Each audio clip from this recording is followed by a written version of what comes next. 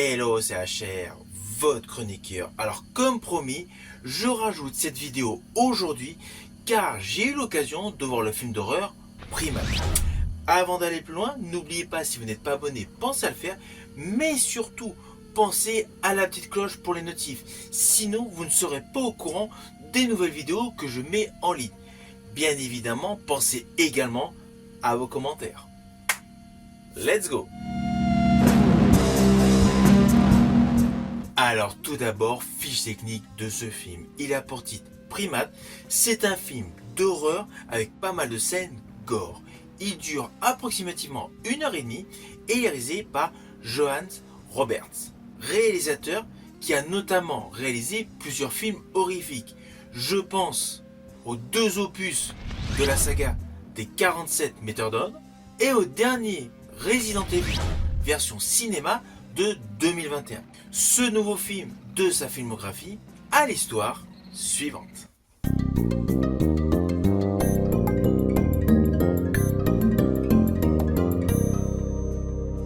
Alors naturellement, je vais vous faire de manière très simpliste, car il n'y a pas pléthore de suspense en termes de lignes scénaristiques. En scène d'ouverture, nous découvrons un vétérinaire le soir qui va faire une injection à un primate, c'est-à-dire le singe héros de ce film d'horreur. Celui-ci le tue en lui arrachant la moitié du visage. Alors oui, on avait une petite origin story de ce singe dans le générique d'ouverture, nous précisant qu'il était gentil. Mais bon, nous le découvrons dans un premier temps donc en assassin. Puis nous retournons en arrière 36 heures avant, où là nous découvrons tous les personnages qui vont interréagir dans ce film, avec naturellement le primate avant de devenir menaçant. Alors volontairement je n'irai pas plus loin, mais sachez que ce film Primate est véritablement un film d'horreur viscérale, parfois excessif, souvent frontal, mais surtout il assume pleinement ses choix.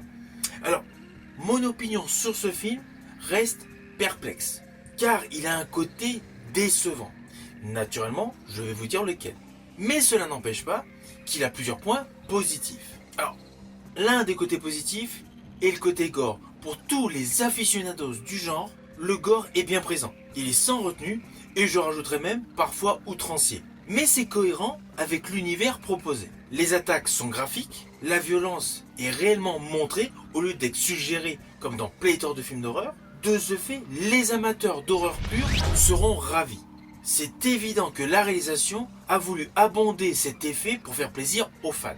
Ceci dit, cette approche visuelle fait naturellement écho à pléthore de films d'horreur des années 80-90. Époque où les films d'horreur n'avaient pas du tout peur d'être excessifs. Néanmoins, le scénario est trop simpliste. Vous allez vous en rendre compte, la majorité de ce qui se déroule devant vous est totalement prévisible. Il y a des jeunes qui sont découverts dans un avion, mais naturellement, ils vont interagir plus tard dans le film. Dès le début du film, à cause de l'installation des personnages, qui prend pratiquement une demi-heure sur 1h30 de film, on devine qui va survivre. Implicitement, ceux qui vont mourir. Je rajouterais même qu'il y en a certains, on devine même comment. Il y a tellement de plans séquences sur la piscine, que le premier jeune qui meurt à côté de la piscine, on le devine aisément. Surtout dans la manière dans laquelle il va mourir. Il y a tout un côté mécanique qui s'en retrouve évident, ce qui malheureusement laisse penser que le film a été essentiellement pour nous présenter des images chocs, des images gore. Oui, parfaitement réussi, les effets spéciaux sont top, les maquillages, tout ce qui est make-up est top.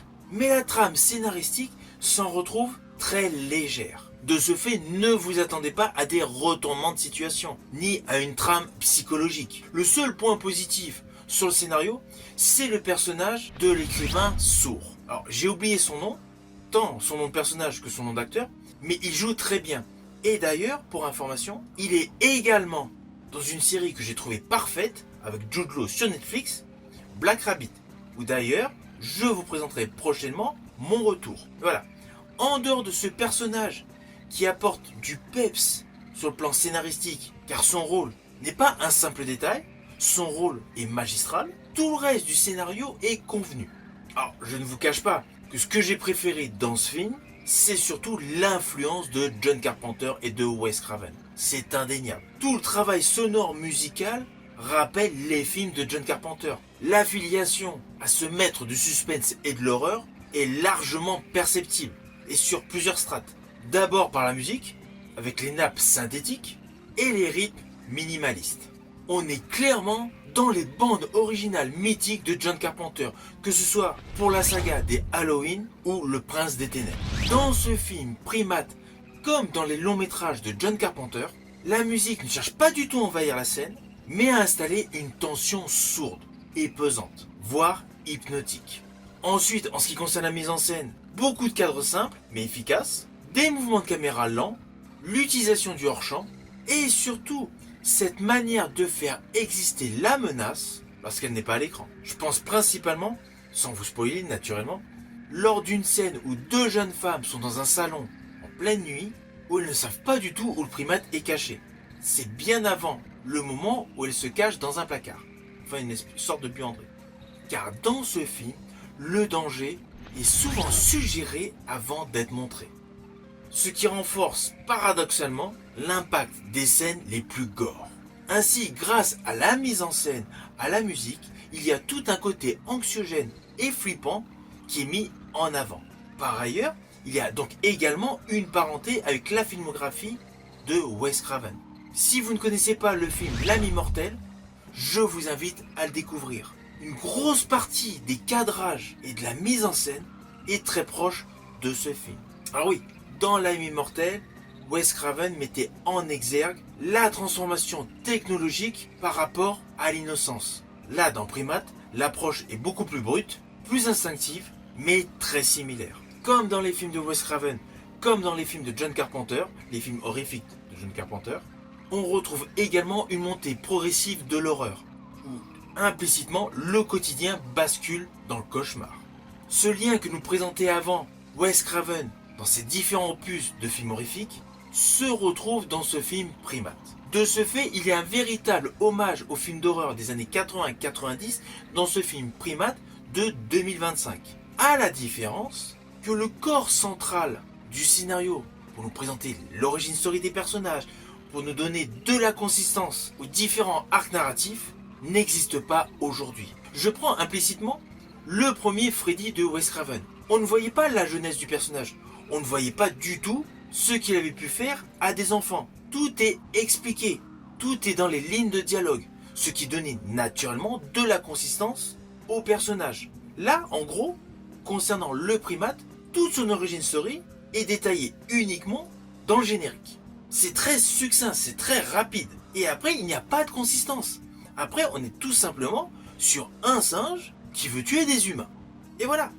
L'histoire s'arrête là. Selon moi, c'est ça le problème. La mise en scène est bonne, ok. Il y a un véritable hommage aux œuvres de John Carpenter et de Wes Craven. Tout ce qui est gore est parfaitement réussi. Perso, l'une de mes scènes préférées est celle où le primate se retrouve assis sur un jeune homme, dans une chambre. Là, voilà, il y a une scène très gore. Celle-là, je l'ai trouvée particulièrement maîtrisée. Et voilà, en dehors de quelques scènes choc, le problème, c'est que l'histoire, c'est un ticket de métro.